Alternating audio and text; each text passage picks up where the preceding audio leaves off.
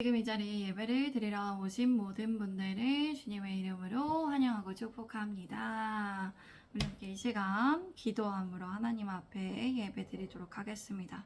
사랑하는 하나님 아버지 참 감사드립니다. 오늘도 주님 앞에 나와 예배 드릴 수 있도록 은혜를 내려주시고 함께 하여 주시니 감사드립니다. 주님 이 시간 홀로 영광 받아 주시옵소서. 주님 함께 하여 주시옵소서. 주님을 예배합니다. 이 시간 하나님 앞에 예배드리는 우리에게 주님의 은혜와 지혜를 더하여 주셔서 주님의 말씀을 듣고 깨닫고 순종할 수 있게 도와주시옵소서. 주님 우리를 가르쳐 주시옵소서. 우리의 마음과 눈과 귀를 열 수 있도록 성령님 임재하여 주시옵소서. 주님만을 원합니다. 사랑합니다. 감사드립니다. 이 모든 말씀 우리 구주 예수 그리스도의 이름으로 기도드립니다. 아멘.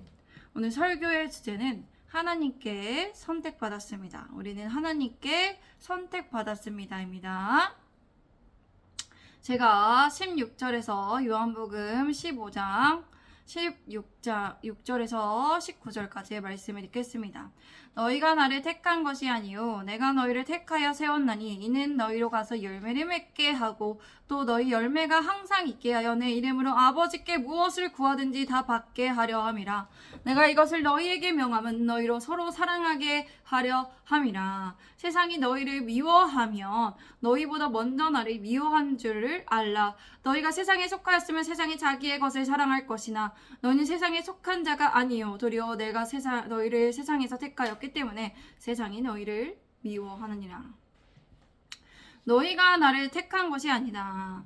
내가 너희를 택하여 세운 것이다. 그것은 너희가 가서 열매를 맺어 그 열매가 계속 남아있게 하려는 것이다.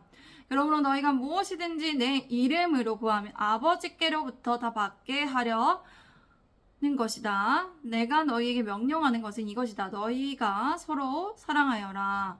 우리는 우리가 스스로 예수님께 선택을 받았다고 생각할 수도 있어요. 그러나 우리가 택한 것이 아니죠. 하나님께서는 전지전능하신 능력과 절대적인 주권을 가지신 분으로서 우리를 택하여 주셨다는 것입니다. 우리를 택하신 이유가 무엇일까요? 우리가 하나님의 뜻대로 살아가게 하시려고 예수님을 닮아가기 위해서 예수님의 말씀을 지켜 행하여 열매를 계속 남게 하시려는 것입니다. 성령의 열매와 빛의 열매, 의의 열매, 거룩함에 이르는 열매를 맺게 하시라는 것이에요. 그렇게 하셔서 우리가 무엇이든지 예수님의 이름으로 구하면 하나님 아버지께로부터 무엇이든지 다 받게 하시려는 것입니다. 우리는 예수님께서 말씀하신 열매를 맺게 될 때 예수님 안에 거할 수 있습니다. 예수님을 믿음으로 예수님 말씀을 지켜 행할 때 세상의 것이 아닌 하늘의 것을 구하며 살아가게 된다는 것입니다. 세속적인 욕심에 따라 구하지 않고 하늘나라의 것을 구하며 이 땅에서도 주님께서 맡겨주신 선한 청지기가 되어 이 땅의 것들을 잘 관리할 수 있게 된다는 것입니다. 예수님께서는 우리가 서로 사랑하기를 원하십니다. 우리에게 예수님께서는 반복하여서 강조하시며 말씀하십니다. 우리가 사랑할 때 일방적으로 혼자서만 사랑하는 것이 아니라 서로 사랑하기를 원한다시는 것이죠. 우리는 예수님의 말씀에 따라 서로 사랑하며 살아가야 합니다. 세상에 흘러가시는 방식대로 어차피 혼자 사는 인생이라면 고독하게, 냉담하게, 냉정하게 살아가는 것이 아니라 서로 사랑하며 살아가야 합니다. 만일 세상이 너희를 미워하거든 너희보다 먼저 나를 미워했다는 것을 알아라.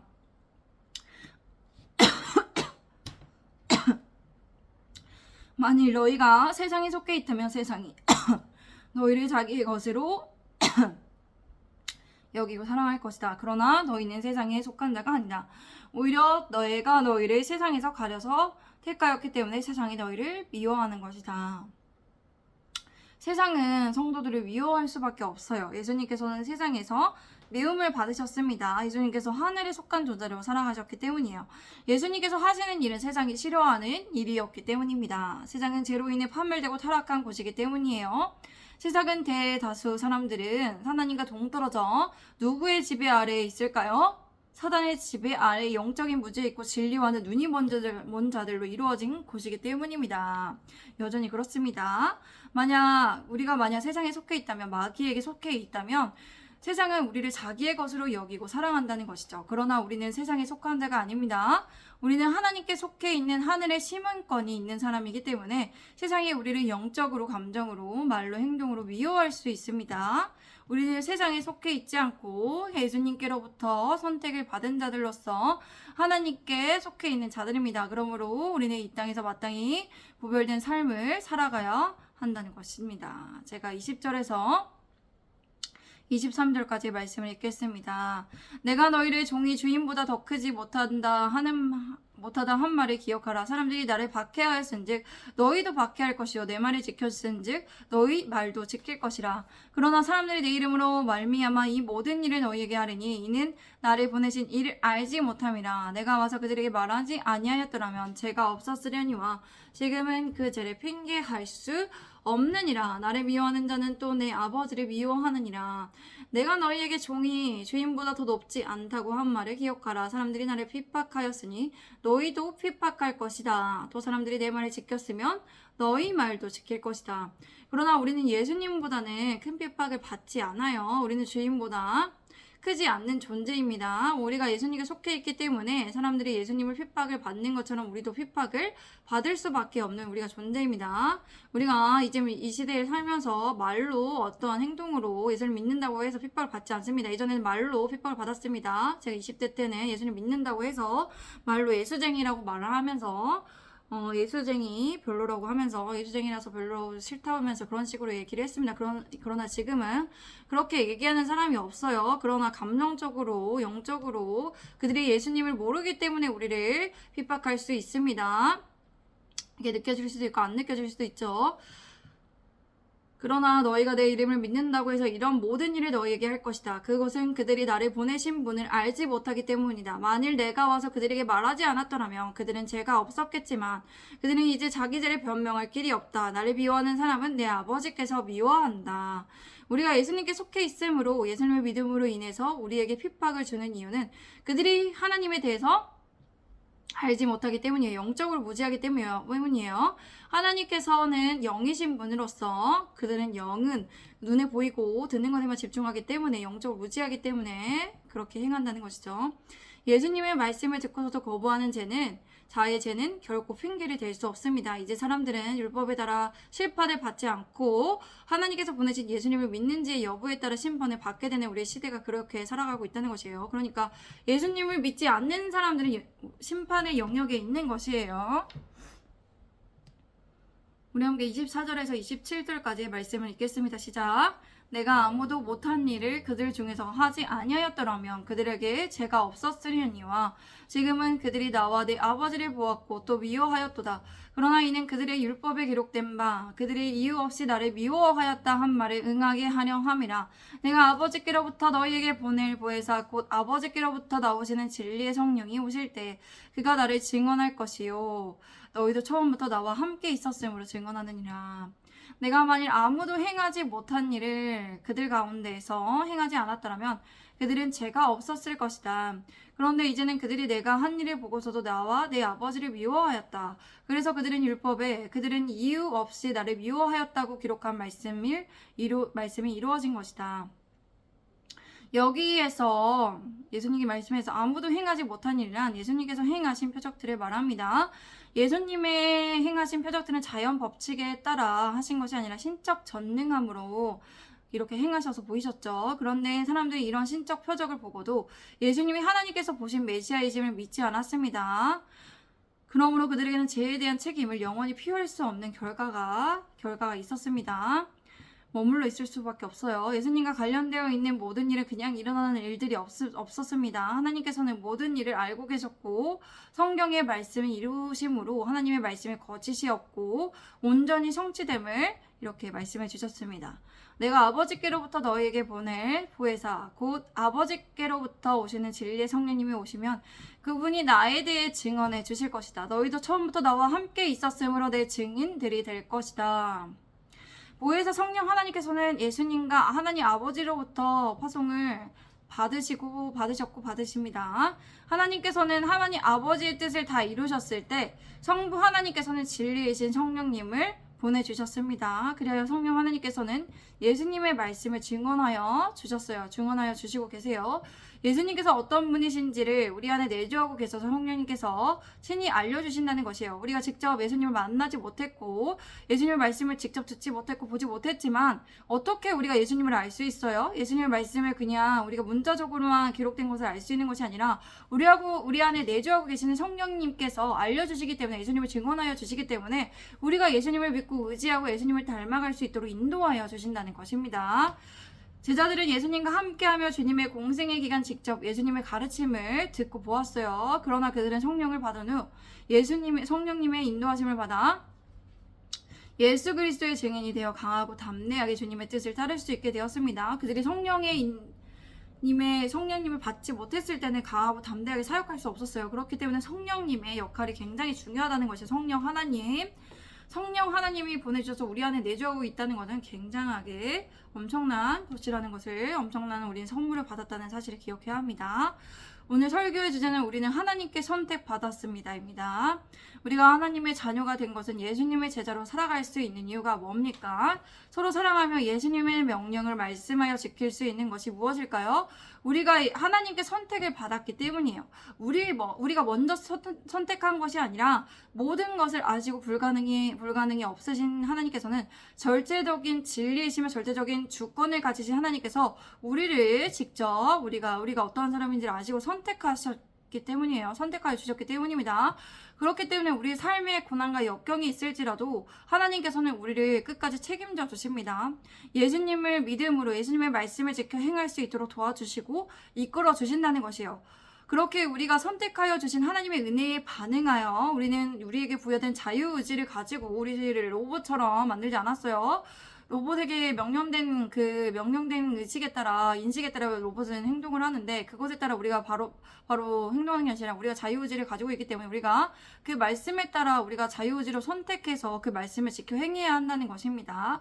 그래서 하나님의 말씀은 부지런히 읽고 듣고 묵상하고 그 말씀을 마음에 새기고 실천해야 하는 우리의 역할이 있어요. 우리를 택하여 주신 하나님께 감사함으로 이 땅에 우리 선택받았음에 감사함으로 살아가야 합니다. 우리는 마귀에 속한 옛사람의 모습을 날마다 버려야 해요. 죄성을 가지고 있기 때문에 여기에서 우리가 죄성을 가지진 여러 사람들로 인해서 영향을 안 받는 사람들이 아니기 때문에 이 세상에 속한 습관을 버리고 하나님의 자녀와 같이 생각하고 말하고 행동해야 합니다. 하나님께 선택받은 자녀로서 주님의 이름으로 기도하고 세상의 열매인 교만과 분노와 탐욕과 질투와 음란과 식탐과 게으름과 슬픔과 악함과 겨짓과 불의가 아닌 우리가 어떤 열매를 맺어야 할까요? 어제도 말씀을 드렸는데요. 기억나시는 게 있나요? 성령의 열매 있죠. 성령의 열매 처음에 뭘까요? 따라합니다. 사랑과 희락과 화평과 오래 참음과 자비와 양성과 충성과 온유와 절제다. 빛의 열매는 뭘까요? 빛의 열매는 착함과 의로움과 진실함입니다. 착함과 의로움과 진실함. 따라합니다. 그렇죠. 그리고 의로움의 열매, 의의 열매와 거룩함의 열매가 있습니다. 그래야 우리가 예수님의 이름으로 무엇을 구하든지 다 하나님 아버지께로 받음으로써 주님의 기쁨으로 충만하며 이 땅에 살아가기 위해서입니다. 우리가 우울하고 슬픈 이유는 우리가 성령의 열매를 맺지 않고 마귀의 열매를 맺기 때문이에요. 마귀의 열매는 이와 반대되는 것이죠. 그래서 우리가 주님 평안 안에 머무르며 살아갈 수 있도록 우리가 성령의 열매를 맺기 위해서 주님의 이름으로 성령의 열매를 구하며 또 빛의 열매를 구하며 예수님의 말씀을 행하며 지킬 때 우리가 이러한 열매들을 맺게 된다는 것입니다. 우리가 하나님께 선택받으셨음을 먼저 기억하시기 바랍니다. 그리고 하나님의 크신 은혜에 감사함으로 반응하며 살아가시길 바랍니다. 우리가 선택받았음으로 우리에게 책임이 없는 것이 아니에요. 모든 것을 정말 우리의 끝을 알고 계시는 분께서 우리가 선택받았기 때문에 우리의 끝조차 책임져 주시지만 우리의 가정 중에서는 우리에게 책임이 없는 것이 아니라 우리가 선택받았음에 감사함으로 책임과 의무를 다하는 삶을 살아가야 한다는 것입니다. 우리 예수님의 제자된 교회 여러분들이 하나님께 선택받으셨음에 감사함으로 주님의 말씀에 순종하시기를 바랍니다. 우리 함께 이 시간 기도하도록 하겠습니다. 사랑하는 하나님 아버지 참 감사합니다. 감사드립니다. 우리가 하나님 앞에 정말 선택받았음에 너무나 감사드리며 우리가 나아가는 우리가 되게 하여 주시옵소서. 우리가 이 땅에 선택을 받았기에 우리가 마귀에게 속한 삶이 아니라 하나님께 속한 삶으로서 성령의 열매와 빛의 열매, 거룩함의 열매, 의의 열매를 맺음으로 하나님께 영광을 올려드리며 우리가 무엇을 구하든지 하나님께 모든 것을 받음으로 살아갈 수 있도록 인도하여 주시기를 원합니다. 주님, 우리 붙들어 주시고 우리가 하나님의 말씀을 지켜 행하는 우리가 되기를 원합니다. 우리 예수님의 제자된 교회가 그렇게 예수님의 말씀을 지켜 행함으로 예수님의 제자된 교회가 되게 하여 주시옵소서. 사랑하는 하나님 아버지, 이제 장소를 계속해서 찾고 있고 예수님의 제자된 교회를 찾아야 될 장소와 그런 어떤 지역을 그 지역의 장소와 또 이사갈 집을 찾고 있습니다. 우리가 정말 하나님을 의지함으로 하나님을 믿음으로 모든 것을 하나님께 의탁드림으로 우리가 찾고 의지하기를 원합니다. 찾고 우리가 구하기를 원합니다. 인간적인 현실에 너무나 기준하지 않고 현실을 보지 않을 수 없지만 현실을 보지만 하나님 앞에 하나님께서 맡겨주신 여호와 일에 하나님께서 준비하신 것을 알아볼 수 있는 눈과 우리 알아볼 수 있는 우리의 영적인 감각들을 열어주시옵소서. 하나님, 그리하여서 정말 모든 일에 정말 모든 관계에 정말 순조롭게 원활하게 지내드릴 수 있도록 주님께서 여호와 일에 하나님께서 준비하고 계시고 주님께서 행하심을 보고 우리가 하나님께 영광을 올려드리며 기쁨으로 살아가게 하소서. 주님께서 인도하여 주시기를 굳건히 믿습니다. 신뢰합니다. 님 감사드립니다. 사랑합니다. 예수 그리스도의 이름으로 기도드립니다. 아멘. 감사합니다. 오늘도 함께 해주셔서 감사드립니다. 샬롬.